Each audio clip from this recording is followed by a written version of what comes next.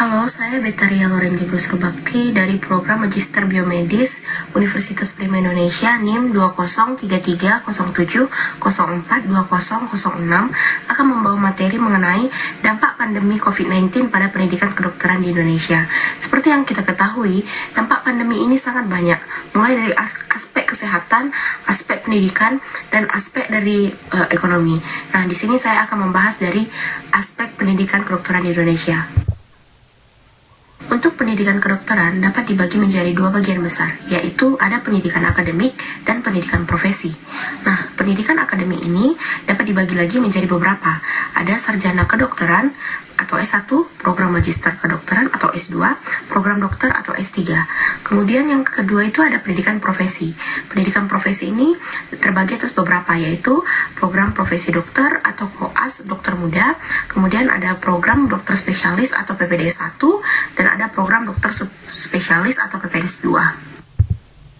Pendidikan kedokteran secara umum mempunyai 3 tujuan domain, yaitu yang pertama ada afektif. Afektif adalah berkaitan dengan sikap penerimaan, responsif, penilaian, organisasi, dan karakterisasi. Sebagai contoh, terjadinya proses interaksi sosial dan ikut berpartisipasi di dalam kelompok pembelajaran seperti small group discussion atau SGD berdasarkan problem based learning yang dijalankan di bidang kedokteran. Sebelum terjadinya pandemi, memang mudah untuk melakukan berinteraksi langsung. Tetapi dalam masa pandemi ini juga tetap dapat terpenuhi aspek afektif walaupun melalui online. Kemudian untuk kognitif, yaitu adalah proses mengetahui kemampuan pada aspek pengetahuan, pemahaman, penerapan, analisis, evaluasi, dan kreasi. Aspek kognitif ini mengasah kemampuan melalui pembelajaran secara pribadi.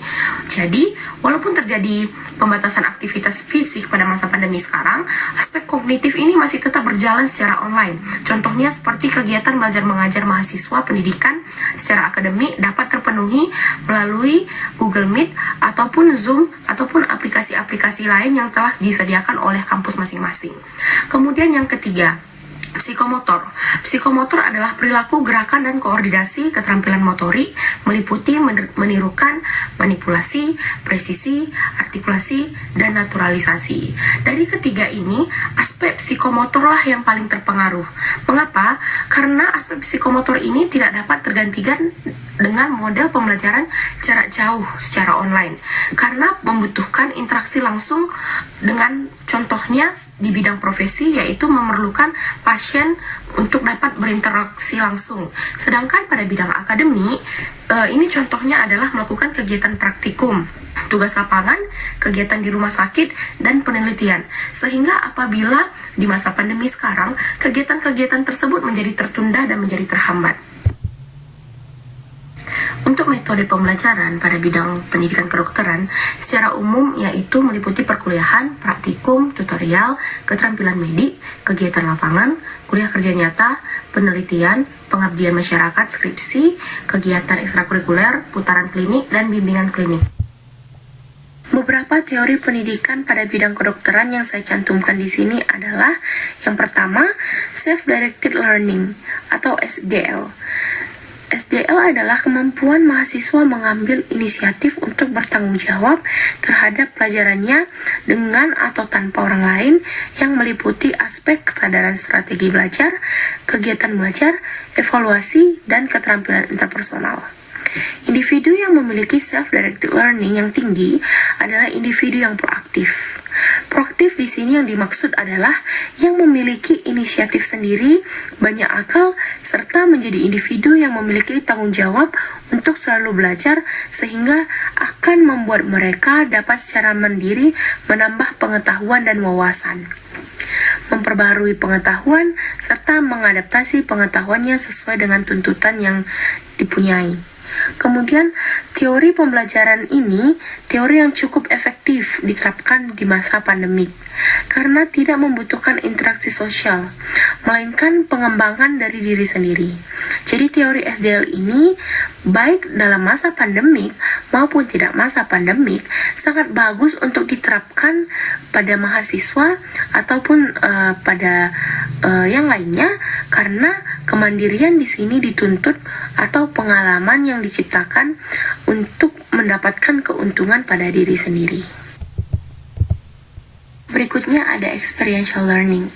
Experiential learning adalah model proses belajar mengajar yang mengaktifkan pembelajar untuk membangun pengetahuan dan keterampilan melalui pengalamannya secara langsung. Di sini perlu digarisbawahi pengalamannya secara langsung. Nah, seperti yang kita ketahui, sebenarnya ada berbagai macam cara untuk belajar. Misalnya saja, membaca buku atau menonton video, mendengarkan sebuah presentasi, mengerjakan tugas atau praktik langsung, dan masih banyak lagi cara-cara yang lain. Di dalam PPT ini sudah tersedia gambar. Ini merupakan salah satu contoh praktek langsung. Dalam bidang kedokteran ini disebut dengan skills lab. Pembelajaran experiential learning sebenarnya sangat cocok atau sangat efektif untuk merefleksikan cara berpikir dan bertindak. Tetapi karena masa pandemi sekarang, experiential learning tidak dapat dijalankan. Oleh karena experiential learning ini membutuhkan pengalaman secara langsung. Sedangkan kita dituntut di dalam masa pandemi ini untuk melakukan keterbatasan melakukan interaksi fisik, sehingga membuat teori experiential learning terhambat. Serta aspek psikomotorik yang termasuk di dalam teori experiential learning ini juga tidak dapat terpenuhi. Sebagai contoh, khusus bagi program profesi tidak mendapatkan paparan kasus dan keterampilan minimal yang cukup. Oleh karena itu, dampak yang didapatkan adalah jenjang profesi tidak mencapai tingkat yang maksimal karena adanya pandemi sekarang. Kemudian timbul pertanyaan, apakah ada solusi atau bagaimanakah solusi dalam menangani COVID-19 pada pendidikan kedokteran di Indonesia? Adapun solusi-solusi yang dapat dilakukan adalah mengalokasikan seluruh pembelajaran kognitif secara online dan lintas semester.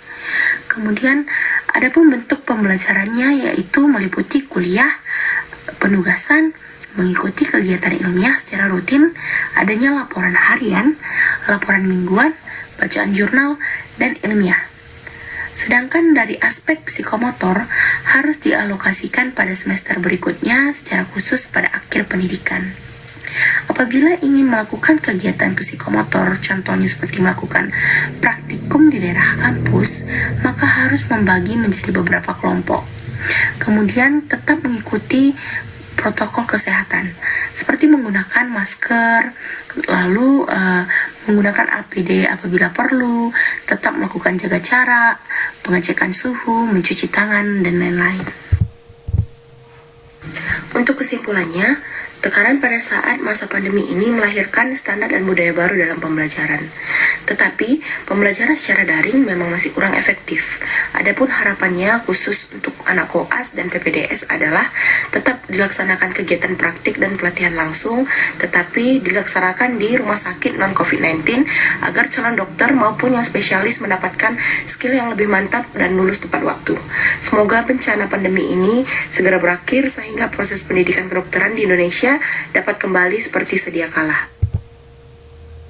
Akhir kata, saya ucapkan terima kasih. Apabila ada kata yang tidak berkenan, saya mohon maaf. Dan untuk sekali lagi, saya ucapkan terima kasih dan salam sejahtera bagi kita semua.